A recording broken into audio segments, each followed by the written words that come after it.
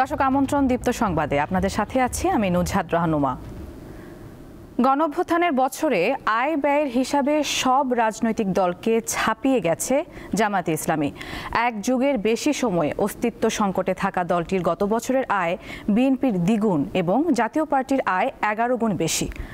নির্বাচন কমিশনে জমা দেওয়া আয় ব্যয়ের হিসেব থেকে এ তথ্য জানা গেছে। তবে ইসিতে রাজনৈতিক দলগুলোর আয় ব্যয়ের হিসাব জমার স্বচ্ছতা নিয়ে প্রশ্ন তুলছেন বিশেষজ্ঞরা।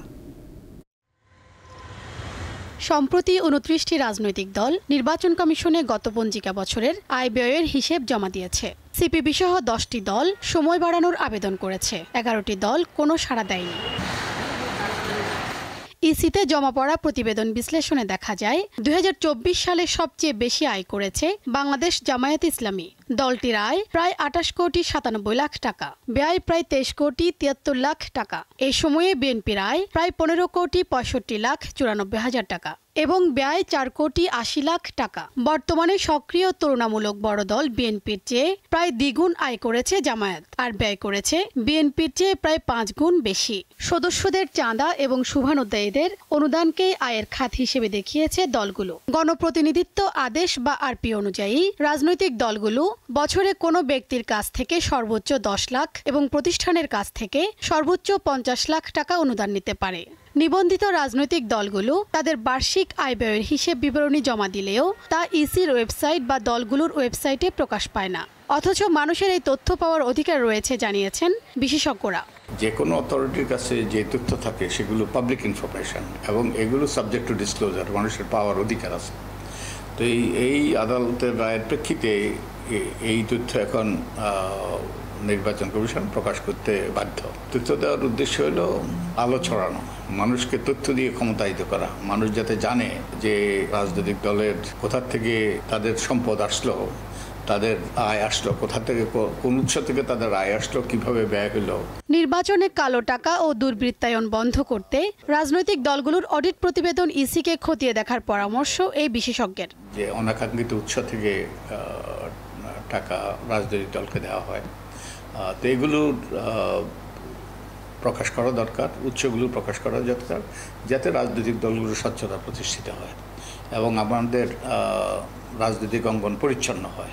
নিবন্ধন স্থগিত হওয়ায় প্রথমবারের মতো আয় ব্যয়ের হিসেব জমা দেয়নি বাংলাদেশ আওয়ামী লীগ। শিউলি শবনম, দীপ্ত সংবাদ, ঢাকা। প্রধান উপদেষ্টা ডক্টর মোহাম্মদ ইউনূসকে মালয়েশিয়ার জাতীয় বিশ্ববিদ্যালয় ইউনিভার্সিটি কেবাংসাং মালয়েশিয়া ইউকেএম সম্মানসূচক ডক্টরেট ডিগ্রি দিয়েছে। স্থানীয় সময় বুধবার সকালে কুয়ালালামপুর ইউকেএম বিশ্ববিদ্যালয় অডিটোরিয়ামে আয়োজিত এক অনুষ্ঠানে বিশ্ববিদ্যালয়ের চ্যান্সেলরের কাছ থেকে সম্মানসূচক ডক্টরেট ডিগ্রির সনদ নেন প্রফেসর মোহাম্মদ ইউনূস। বিশ্ববিদ্যালয় কর্তৃপক্ষ জানিয়েছে, সামাজিক ব্যবসা প্রসারে অধ্যাপক ইউনূসের অনন্য অবদানের স্বীকৃতি হিসেবে এই সম্মাননা দেওয়া হয়েছে। এর আগে সকালে প্রফেসর ইউনূস অনুষ্ঠান স্থলে পৌঁছালে বিশ্ববিদ্যালয়ের চ্যান্সেলর তাকে স্বাগত জানান। এ সময় লাল গালিচা সংবর্ধনা দেওয়া হয় শান্তিতে নোবেলজয়ী এই অর্থনীতিবিদকে। অনুষ্ঠানে মালয়েশিয়ার বিশিষ্ট শিক্ষাবিদ, নীতি নির্ধারক, বিশ্ববিদ্যালয়ের শিক্ষক শিক্ষার্থী এবং বাংলাদেশ থেকে আগত প্রধান উপদেষ্টার সফর সঙ্গীরা উপস্থিত ছিলেন।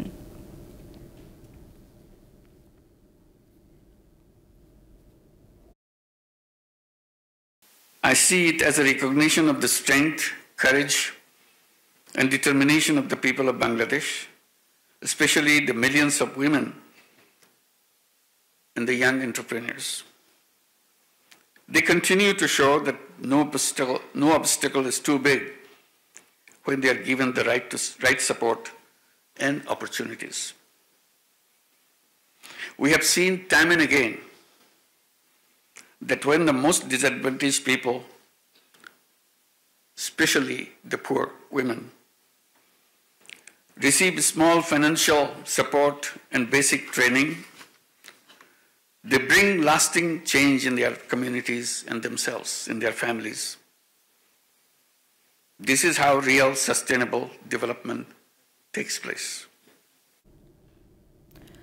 গত বছর আগস্টের পর থেকে বাংলাদেশের মানবাধিকার পরিস্থিতি স্থিতিশীল রয়েছে। মার্কিন পররাষ্ট্র দফতরের মানবাধিকার বিষয়ক প্রতিবেদন 2024-এ কথা বলা হয়েছে। মঙ্গলবার প্রকাশিত এই রিপোর্ট এতে উল্লেখ করা হয় জুলাই আগস্টের ছাত্র আন্দোলনের প্রসঙ্গ। এরই ধারাবাহিকতায় শেখ হাসিনার পলায়ন এবং ডক্টর মোহাম্মদ ইউনূসের প্রধান উপদেষ্টা হিসেবে দায়িত্ব গ্রহণের বিষয়ও অন্তর্ভুক্ত করা হয়। সেই সাথে বিগত সরকারের আমলে হওয়া বিভিন্ন অপরাধের কথা তুলে ধরা হয় এই রিপোর্টে। উল্লেখ করা হয় হত্যা, গুম, নির্যাতন, বিচার বহির্ভূত আটক, বাক স্বাধীনতা ও গণমাধ্যমের উপর কড়াকড়ি, সেন্সরশিপ, সাংবাদিক আটক, শ্রম আইন লঙ্ঘন সহ বিভিন্ন ইস্যু। মার্কিন প্রতিবেদনে আরও বলা হয় মানবাধিকার লঙ্ঘনের অনেক উদাহরণ থাকলেও জড়িতদের শাস্তির ব্যবস্থা করেনি বিগত হাসিনা প্রশাসন। তবে রাজনৈতিক পট পরিবর্তনের পর মানবাধিকার লঙ্ঘনকারীদের অন্তর্বর্তী সরকার আটক করেছে বলে উল্লেখ করা হয় এতে।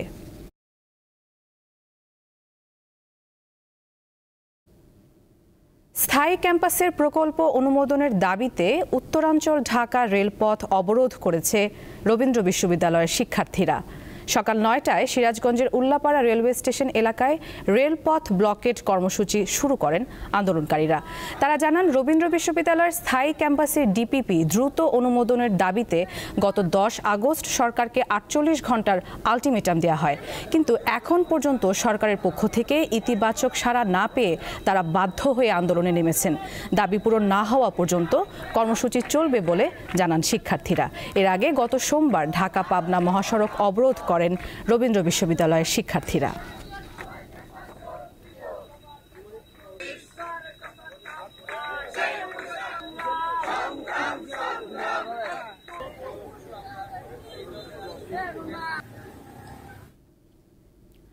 সাত সকালে বৃষ্টিতে ভিজেছে রাজধানী ঢাকা। এতে গত কয়েকদিনের ভ্যাপসা গরমে অতিষ্ঠ হয়ে ওঠা জনজীবনে কিছুটা হলেও স্বস্তি মিলেছে।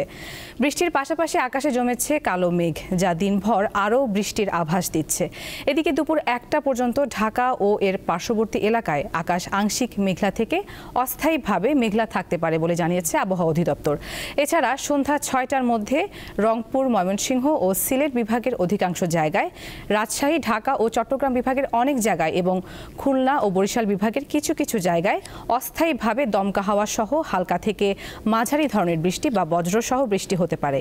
সেই সঙ্গে রংপুর, রাজশাহী, ময়মনসিংহ ও সিলেট বিভাগের কোথাও কোথাও মাঝারি থেকে ভারী বর্ষণ হতে পারে।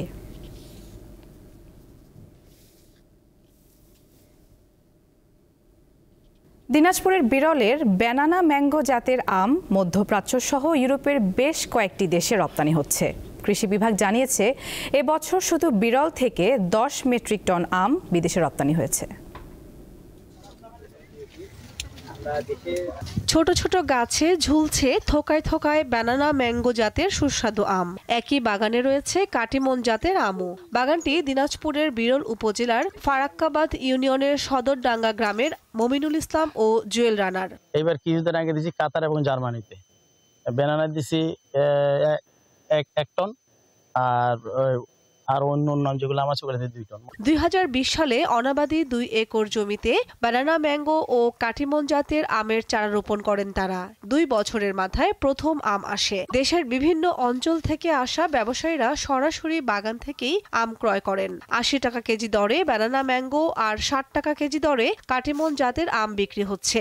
এবছর আম্রপালি ও কাটিমন জাতের প্রায় 5 টন আম কাতার, সৌদি আরব ও জার্মানিতে রপ্তানি হয়েছে বলে জানান বাগান মালিক। হারভেস্ট করতেছি 150-160 ক্যারেট এরকম এই ধরনের মোটামুটি মনে এই 2800 থেকে 3200 বিক্রি হচ্ছে। কাটিমন বিক্রি হচ্ছে আপনার 2400, আর ব্যানানা বিক্রি হচ্ছে 3000 থেকে 3200, আর কিছুদিন আগে যেটা বিদেশে বাইরে পাঠিয়েছে সেটা 3200 পাঠাচ্ছে।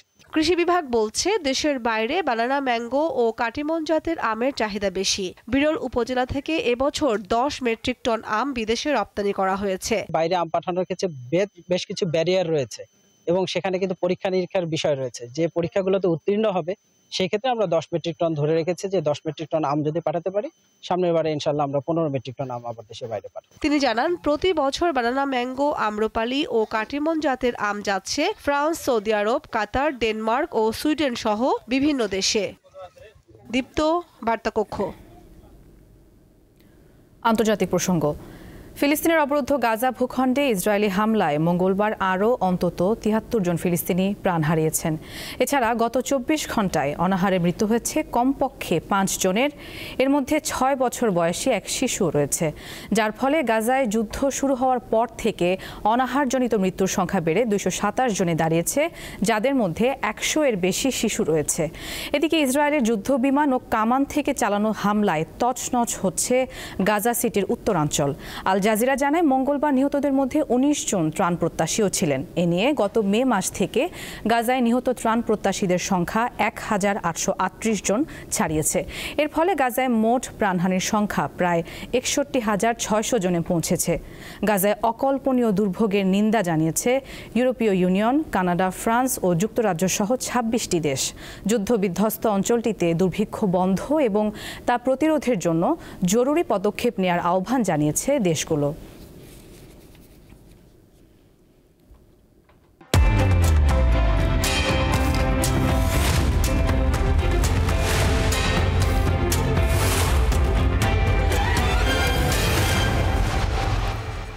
দর্শক, এবার জানাবো এক নজরে দৈনিক পত্রিকার শিরোনাম। শুরুতে আমাদের হাতে আছে দৈনিক যুগান্তর। শিরোনামে দেখতে পাচ্ছি শুরুতেই মালয়েশিয়ার সঙ্গে ৫ সমঝোতা স্মারক সই, ডক্টর ইউনুস ও আনোয়ার ইব্রাহিমের বৈঠক। এখানে বলা হয়েছে ফেব্রুয়ারি মাঝামাঝি জাতীয় নির্বাচন, মালয়েশিয়ায় আরও বাংলাদেশি কাজ করার সুযোগ পাবেন, বাংলাদেশে বিনিয়োগের আহ্বান প্রধান উপদেষ্টার এবং রোহিঙ্গা সংকট নিরসনে সমর্থন কামনা। টেক গ্লোবাল ইনস্টিটিউটের অনুসন্ধান, ১০ বছরে ২৩০০ কোটি টাকার নজরদারি সরঞ্জাম ক্রয়। এছাড়া বলা হয়েছে ব্যবহার হয় রাজনৈতিক বিরোধী, সাংবাদিক, অ্যাক্টিভিস্ট ও সাধারণ নাগরিকদের ওপর। এপাশে রয়েছে আওয়ামী বন্দনার নেপথ্যে কারা, এই নিয়ে একটি প্রতিবেদন, যাতে বলা হয়েছে হঠাৎ মুখোশধারীদের জিগির। বিশেষজ্ঞ অভিমতে বলা হয়েছে ফ্যাসিস্টদের কালচারাল প্রজেক্টের গর্ত থেকে বেরিয়ে আসছে বর্ণচোরা, সাংবাদিক, আইনজীবী, আমলাসহ তথাকথিত বুদ্ধিজীবীরা। টকশো ছাড়াও সামাজিক যোগাযোগ মাধ্যমের বিভিন্ন প্ল্যাটফর্মে ফ্যাসিবাদের পক্ষে নির্লজ্জ সাফাই চলছে। উদ্দেশ্য আওয়ামী বয়ান প্রতিষ্ঠিত করে দেশকে অস্থিতিশীল করে নির্বাচন পণ্ড করা। এরপর রয়েছে দৈনিক কালের কণ্ঠ। শিরোনামে দেখতে পাচ্ছি বন্ধ ৩৫৩ কারখানা, লক্ষাধিক বেকার। এক বছরের চিত্র এখানে প্রকাশিত হয়েছে এবং বলা হয়েছে মোট বেকারের সংখ্যা ১,১৯,৮৪২ জন। বিভিন্ন এলাকার কথা উল্লেখ করা হয়েছে, যেগুলো সাভার, গাজীপুর, নারায়ণগঞ্জ, চট্টগ্রাম, নরসিংদী, এবং এখানে বন্ধ কারখানার সংখ্যা বলা হয়েছে। এবং সাভারে বেকার সংখ্যা, সাভারের কারখানায় ৩১,০০০, গাজীপুর কারখানায় বেকার সংখ্যা ৭৩,০০০, নারায়ণগঞ্জে ৫,৩৪২ জন, চট্টগ্রামে ১০,০০০ জন এবং নরসিংদীতে ৫০০ জন।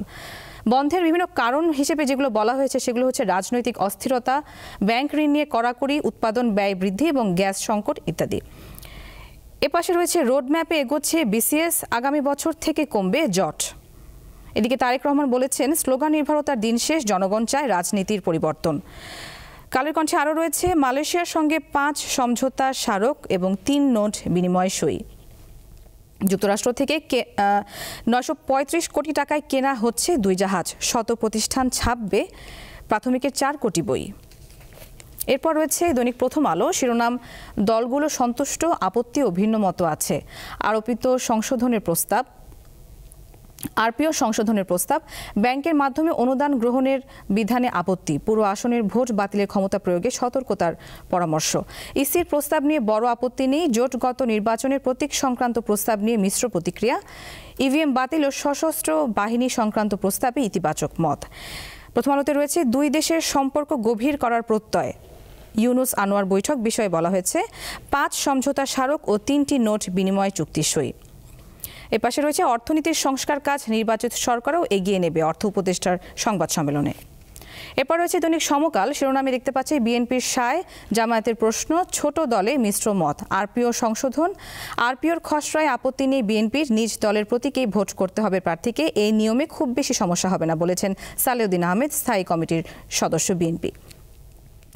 এপাশে রয়েছে অন্তর্বর্তী সরকারের ১ বছর, পররাষ্ট্র মন্ত্রণালয় সরকারের বাইরেই রয়ে গেছে এবং আমরা নির্বাচিতদের কাছে ক্ষমতা হস্তান্তরে প্রস্তুত বলেছেন প্রধান উপদেষ্টা মালয়েশিয়ায়।